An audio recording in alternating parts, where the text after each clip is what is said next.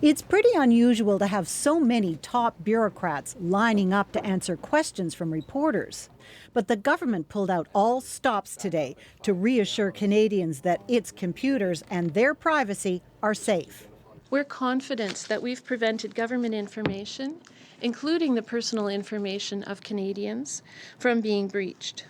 The problem was identified last Wednesday, a flaw in software that's used to create websites worldwide. Essentially a hole that allows hackers to get into computer servers. This cyber expert describes it this way.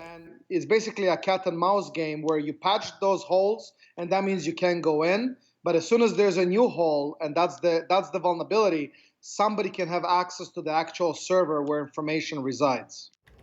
Federal computer experts started going through tens of thousands of government servers to see if their software had the problem. On Thursday, they found hackers had logged on to the Stats Canada website, so they shut it down. It was most likely a target of convenience, just some random hacker giving it a shot. Then on Friday, they shut down the Canada Revenue Agency website as a precaution to prevent hackers from getting in. I think this is an example of the system working really well. As soon as we had an indication that there was a potential vulnerability, we took action to bring servers offline so they were protected. But it hasn't worked so well in the past. In 2014, the Heartbleed virus allowed a hacker to access the CRA website and steal private tax information about hundreds of Canadians. Things have improved since then, according to this expert. I actually want to give them kudos because not too many government bodies will actually go to the extreme of shutting down a website.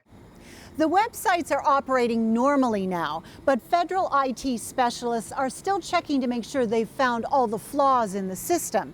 And even though the CRA website was down for 2 days, they won't be extending the tax filing deadline. Margot McDermott, CBC News, Ottawa.